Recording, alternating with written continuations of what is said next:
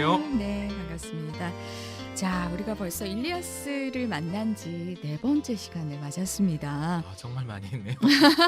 그래도 사실 무궁무진하잖아요. 네네. 첫 시간에는 서사시 장르와 작가 호메로스에 대한 이야기를 나눴었고, 두 번째 시간에는 일리아스를 읽기 위한 예비적인 지식을 나눴습니다. 그리고 바로 앞 시간에는 일리아스 전체 줄거리, 이 800페이지 내용을 목사님께서 정말 재미있게 해주셨거든요. 다시 듣기 여러 번 하셔도 좋을 것 같습니다. 다시 보기. 자, 오늘 마지막 시간에는 어떤 이야기를 준비하셨습니까? 네, 오늘은 일리아스의 줄거리까지 살펴보았기 때문에 몇몇 장면들 혹은 캐릭터에 대한 이야기를 좀 해보고요. 그리고 이 작품의 주제, 또 이 작품을 고대 그리스인은 왜 사랑했고, 네. 또 우리는 그렇다면 이 작품을 어떤 관점에서 읽을 수 있을 것인가, 네, 그런 네. 이야기들을 나누는 것으로 닫아보려 합니다. 네.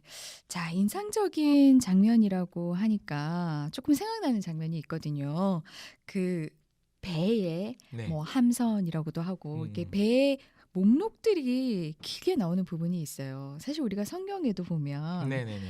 우리가 잘 익숙하지 않은 그렇습니다. 이름들, 지명들이 네네. 계속해서 나열되는 경우도 있잖아요. 맞아요. 그럴 때 순간적으로 조금 음. 덮을까 말까 이렇게 좀 고민하는 순간도 있잖아요. 네. 재미도 없고 음. 왜 이렇게 또 나열을 했는지 의미도 잘 모르겠던데 왜 이런 장면이 삽입되어 있는 걸까요? 네, 아나운서님 잘 말씀해 주신 것처럼 성경에도 그런 부분들이 있죠. 노아의 방주 만들 때도 그죠? 뭐 네, 규빗, 그리고 규빗 네, 뭐 이렇게 배의 해서 규격이라든지 네네네. 아니면 뭐 창세기 10장 정도였나요? 그 사람들의 후손 어느 민족이 어떻게 쭉 되고 족보가 나오고 네네네. 마태복음도 족보. 음.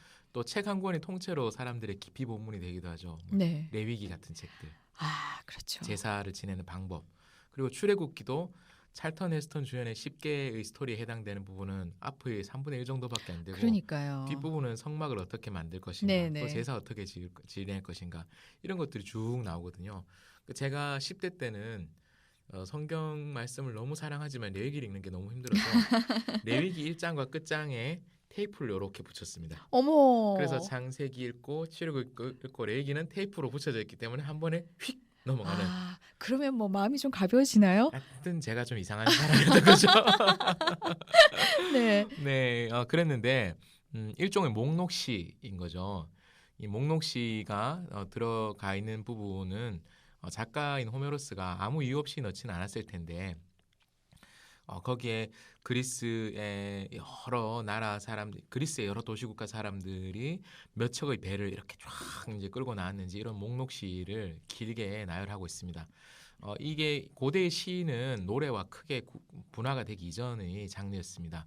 사람들이 눈으로 글을 읽는다기보다는 구송 혹은 암송을 목적으로 했던 것이고, 사실 우리가 외워야 되는 긴 정보들, 이렇게 스토리나 이런 것들은 그냥 들어서 어느 정도 기억이 되는데 정보를 기억해야 될 필요가 있을 때 노래나 네. 이런 형태로 만들면 맞아요. 기억하기 쉽죠. 암기 과목 같은 거. 그렇습니다. 네네. 사실 그리스도인들에게 매우 익숙한 목록시 혹은 목록 노래가 있습니다. 네. 창세기 출애굽기 레위기. 맞아요. 네. 한국인들은 또 교회 안 다니는 사람들도 많이 아는 거 태정 태세 문단세 맞아요. 이런 것들이 있죠. 요 이권의 목록시가 일종의 그런 역할을 한다라고 보시면 좋을 것 같아요. 그러면 그리스인들에게는 이 목록을 기억하는 것이 의미가 있었다라는 거죠. 네. 트로이와 그리스인의 전쟁이었습니다. 그리고 그리스인들은 각각의 도시 국가로 흩어져서 살고 있었기 때문에 다 왕들이잖아요. 네네. 아가멤논도 왕, 메넬라우스도 왕, 다 왕인데 오디세우스도 왕. 지금으로 치면 다 이제 면장 뭐 이런 사람들입니다. 너무 갑자기 급출하겠는데요. 면장보다 좀 예. 클까요? 그러면 구청장 정도로 해봅시다. 네. 네네네. 구청장 정도 되는 사람들이었던 거죠. 근데 다 왕인 거예요. 네네. 그러면서 각자 다 왕이지만 우리가 그리스인, 아카이아인,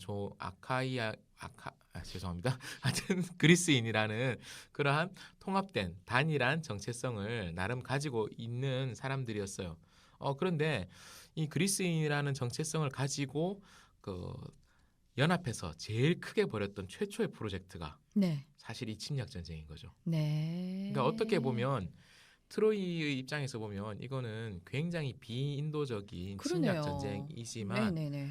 또 다른 한편으로 그리스인들의 입장에서 보면 그리스인들의 헬라인들의 단일한 정체성을 형성해서 함께 시작했던 가장 위대한 업적 중에 하나였던 거죠. 네. 또 우리 입장에서는 우리는 제3자이기 때문에 이 전쟁을 통해서 한다는 건 좀 그렇죠. 출혈도 너무 큰데. 그리고 네. 이 피해자와 가해자 모두를 우린 제3자로 보기 때문에 남에게 피해를 입힌 걸 가지고 저렇게 자랑스러워한다고 우리 입장에서 선뜻 이해는 안 됩니다. 하지만 그리스인들은 그랬다는 거죠.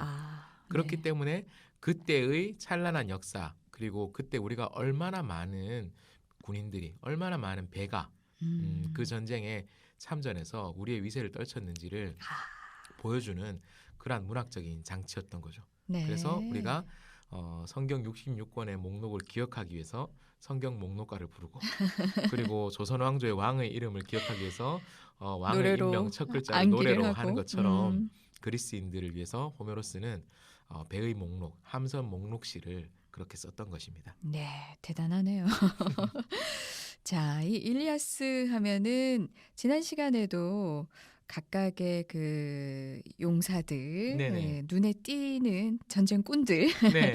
얘기를 해주셨는데 아나운서님은 그럼 그 용사들 중에 누가 제일 눈에 들어오셨어요? 저는 약간 좀 남성미가 뭐 남성미를 좋아하진 네네네. 않지만 예, 약간 헥토르? 예, 헥토르 네네. 쪽. 그리고 사실 이 책에서는 그렇게 많이 나오진 않지만 오디세이아, 예, 네네네. 오디세이아 같은 오디세우스, 경우에도 네, 그렇죠. 예, 오디세우스인가요? 네. 예, 오디세이아는 오디세우스의 이야기. 이야기. 예, 예. 네네. 오디세우스 같은 경우에도 다들 이렇게 굉장히 말하자면 지략가, 모략가 뭐 이런 쪽으로 예, 네네네. 하는 것 같아서 전쟁 중에 또 그런 전술가가 필요하잖아요. 네네네. 예. 그래서 오디세우스도 조금 눈에 띄었는데 아무래도 전쟁터에서는 누가 용맹스러운가. 예. 아킬레우스 같은 경우에는 사실 좀 뻔하고 너무 많이 알려져 맞아요, 있잖아요. 맞아요. 그런데 트로이에서는 이 헥토르라는 인물에 대해서 다시 한번 좀 조명할 수 있는 책이 아닌가 네. 싶었어요. 네, 그렇습니다. 우리가 그 둘째 시간에도 이야기했지만 이 작품에서는 운율을 맞추기 위해서 사람들 이름 앞에 수식을 네네네. 수식어를 붙이잖아요. 헥토르가 뭐였죠? 헥토르는 투구가 빛나는 번쩍이는 투구의 헥토르. 예, 어울리네요. 네, 그렇습니다. 오디세우스는 뭔지 기억나십니까? 지략이 뛰어난, 맞아요. 꾀가 많은. 네네네. 아킬레우스는 발이 빠른 아킬레우스. 그래서 제가 이렇게 말씀드렸죠. 발이 빠르기 때문에 전쟁터에서 스텝으로 상대를 살살 녹이는.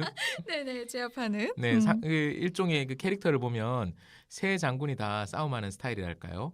장수의 스타일이 다른 거죠. 그러니까 아킬레우스 같은 경우는 여장을 하고 전쟁을 피하려고 했을 정도의 되게 미남자였죠. 그러니까 우락부락한 근육남이라기보다는 몸에 탄력이 있고 빠르고 그러면서 그런 빠름을 이용하는 전투를 구사하는 그런 사람이었을 가능성이 크고요. 다 갖췄네요. 네. 네, 힘도 아마 저보단 셌겠죠. 오디세우스는 두뇌파 장수인 거죠. 네네. 지장인 거죠. 그렇죠. 하지만 나중에 오디세이아를 읽어보시면 오디세우스의 고향에서 행패를 부리고 있던 무례한들을 힘으로 다 때려잡을 만큼 그러니까 이런 거하고 비슷합니다. 국가대표 선수들 중에서 되게 왜소해 보이는 선수가 있는 거예요. 네네. 저 사람 참 왜소하구나. 그랬는데 일반인들 사이에 있으면 그 사람이 거인처럼 보이는 거죠. 그렇죠. 네네. 그러니까 이 트로이 전쟁에 참전한 용사들 중에서는 힘보다는 지략으로 뛰어난 돋보이는 사람이 오디세우스였지만 일반인들의 비견할 바는 아니었습니다. 아무튼 오디세우스는 지장 스타일이었던 거죠. 그런데 헥토르는 투구, 그 빛나는 투구에 네. 그 수식어가 붙어 있는 거죠. 네네. 여러 가지 의미로 해석할 수도 있겠지만 이 사람이 딱 나타나면 분위기로 제압하는 거죠. 그 사람이 풍기는 위풍당당함, 아우라가 딱. 기세, 그렇죠. 아우라. 그런 것들이 예사롭지 않은 사람이었던 겁니다.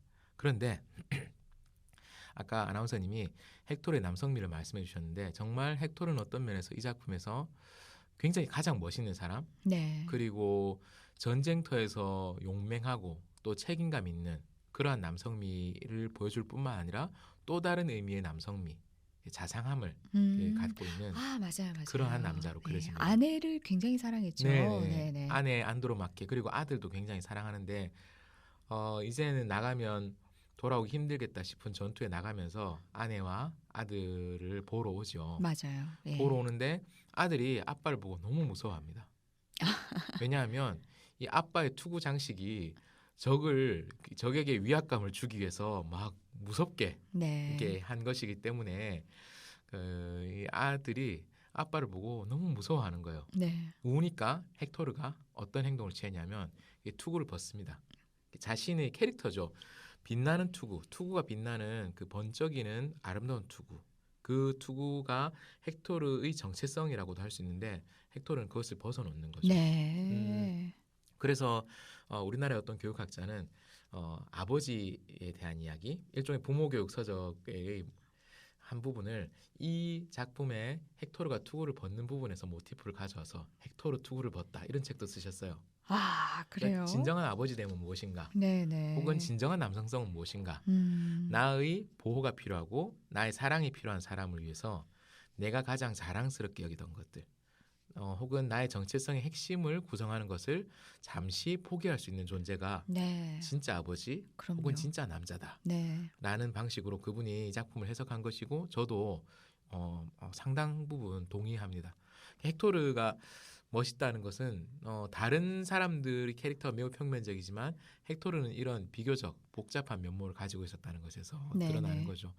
헥토르는 싸움터에서는 정말 적군에게는 그야말로 적들을 벌벌 떨게 하는 공포의 대상이었던 것이죠.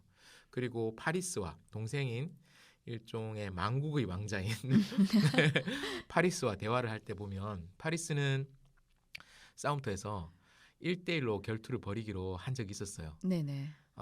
메넬라우스 나와라. 결국 우리 둘의 싸움 아니냐. 우리 둘이 싸워서 지는 쪽이 그냥 깨끗이 승복하는 걸로 하자. 그래서 내가 지면 헬레네와 또 헬레네에게 딸려온 그 보물을 가지고 네가 그리스군을 이끌고 돌아가라. 네. 그리고 내가 지면 트로이가 항복하겠다라고 파리스가 1대1로 승부를 요청합니다. 파리스도 싸움을 꽤 잘하는 사람이지만 메넬라우스에 비견할 만한 그런 정도는 아니었죠. 네네. 그래서 이 고대의 관례에 따라서 서로 창을 한 번씩 던지거든요. 근데 파리스의 창은 메넬라우스를 격중시키지 못하는데 메넬라우스의 창은 너무나 강력한 힘으로 파리스에게 날아오는 거예요. 그래서 방패로 막았는데 방패를 뚫고 들어와서 파리스의 몸에 상처를 입힌 거죠. 네네네. 그리고는 둘 다 방패와 창을 버리고는 칼로 막 싸우는데 상대가 안 된 겁니다. 상대가 안 돼서 이제 죽을 상황이 된 거죠. 파리스가 이제 더 수치를 주면서 죽이기 위해서 메넬라우스가 파리스의 투구를 잡고 질질 끌고 가요. 질질 끌고 가서 수치스럽게 죽이려고 했는데 파리스의 든든한 후원자가 있죠. 네. 아프로디테 여신. 네네. 아프로디테 여신이 잠깐 흙먼지를 일으키고 안 보이게 한 다음에 투구끈을 끊어버리는 거예요. 네네네. 투구끈을 끊어서 투구를 잡고 있는 메넬라우스는 빈 투구만 들고 있고 그래서 파리스를 탈출시켜서 어디로 보내냐면 자신이 사랑하는 여자 헬레네 곁으로 보낸 거예요. 그래서 헬레네는 당신이 거기서 그냥 그렇게 돌아오면 어떡하느냐라고 막 죽어도 거기서 죽었어야지라고 하는데 파리스가 이게 상황이 당신 생각하는 것처럼 쉽지가 않아요라고 하면서 근데 참 예쁘네 이리 와 보세요라고 이제 포옹하려고 하고 막 그러고 있는 거예요. 네. 그러니까 그런 동생을 보면 헥토르는 이해가 안 가죠. 얼마나 천불이 나겠습니까? 네네네. 헥토르처럼 싸움도 잘하고 무용도 뛰어나지만 책임감도 강한 사람이 보았을 때 이 동생은 천하의 망나니인 거죠. 왕족으로서의 품이나 책임감 명예를 잘 안 그렇습니다. 챙기는. 그리스인들이 중요하게 생각했던 명예라는 관점에서 파리스는 파렴치한이었던 네. 거죠. 그런데 반면에 헥토르는 어떤 면에서 가장 완성된 명예로움, 그 완성된 명예로움을 보여주는 두 캐릭터가 바로 프리아모스와 헥토르라고 해도 과언이 아니겠죠. 네, 네. 가장 인상적인 부분은 뭐니 해도 마지막 프리아모스 왕과 아킬레우스의 대화 지난 시간에 잠깐 네네네. 소개를 해주셨는데 그 부분이 막 이런 수많은 전쟁 상황 속에서 막 또 분노가 일어나고 막 이런 끔찍한 상황이 일어나는 가운데서 굉장히 좀 돋보이는 네. 부분이 아닌가 싶어요. 맞습니다.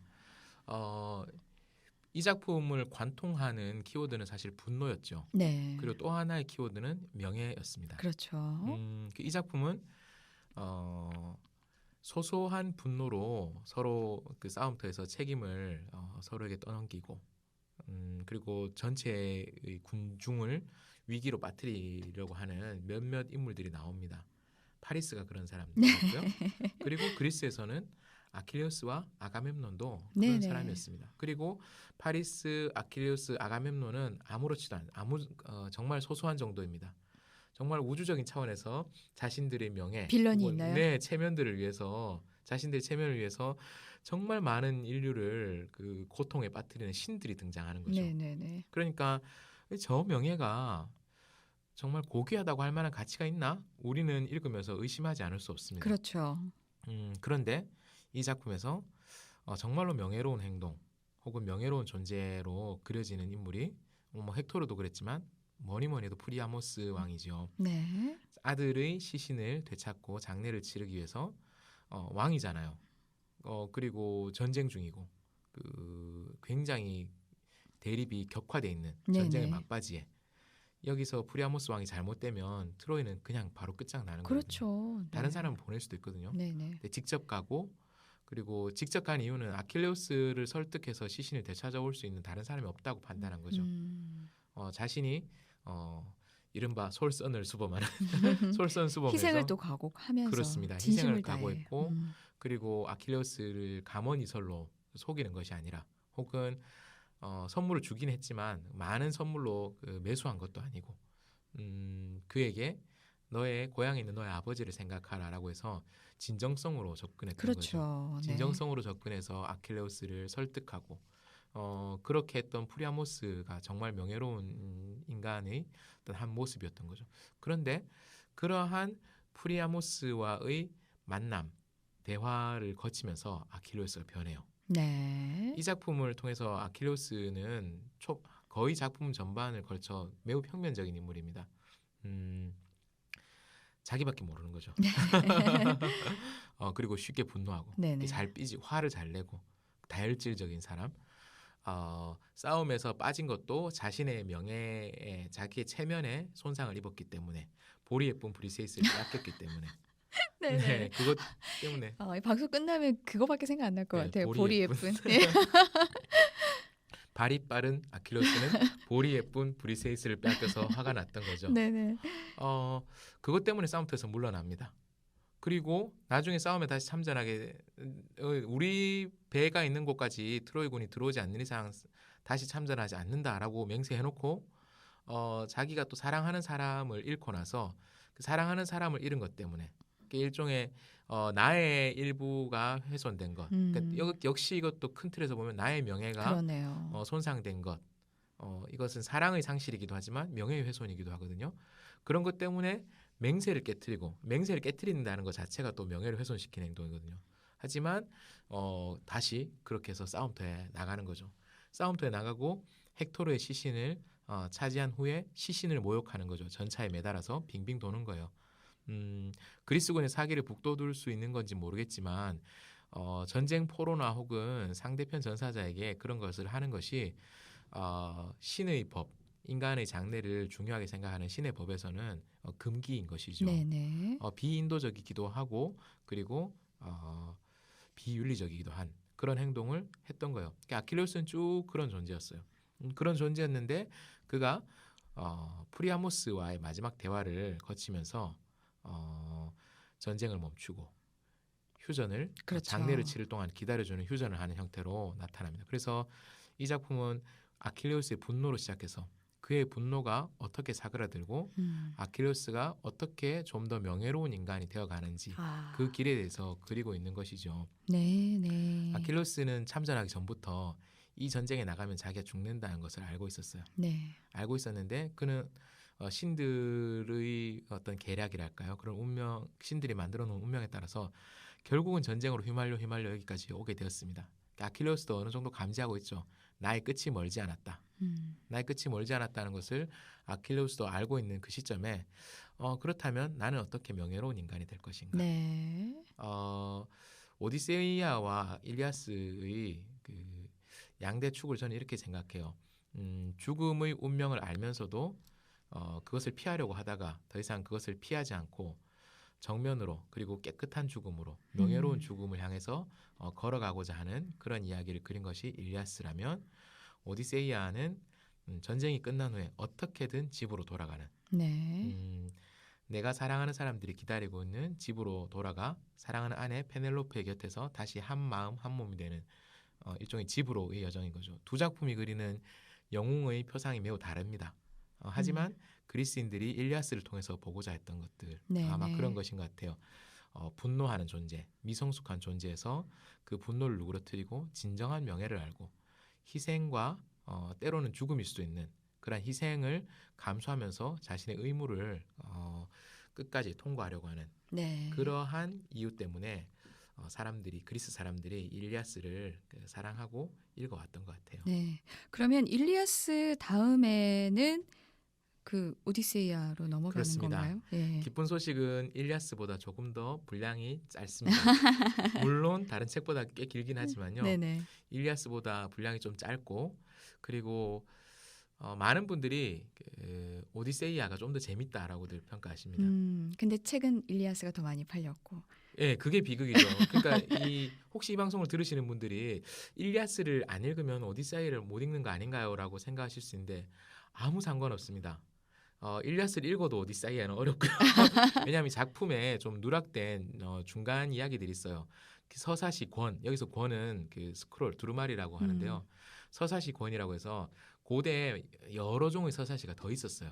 그런데 다 소실된 거죠. 그러니까 네. 우리에게 남은 서사시는 일리아스와 고대 그리스 서사시는 호메로스의 일리아스 오디세이아만 남아 있는데 그래서 일리아스 앞 그리고 일리아스와 오디세이의 중간 이야기 또 오디세이아 뒤의 이야기 그러니까 트로이 전쟁과 오디세이아의 이야기를 오디세우스의 이야기를 다루는 여러 서사시 작품들이 있는데 그 작품들을 쭉 다 보면 전체 줄거리가 이게 이해가 되지만 그렇지 않은 경우에 이 방송만 잘 들으셔도 바로 오디세이아로 들어가셔도 무방하니까요. 네네. 일리아스는 좀 너무 두껍고 그리고 전쟁 이야기 뭐 이래서 좀 재미없을 것 같고 잔인할 것 같다라고 하셨던 분들은 좀 아기자기한 모험 이야기.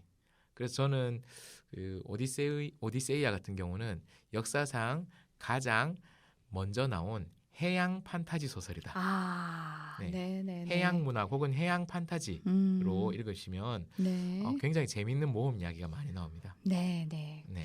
자, 그럼 끝으로 일리아스를 이제 이별을 하면서 네.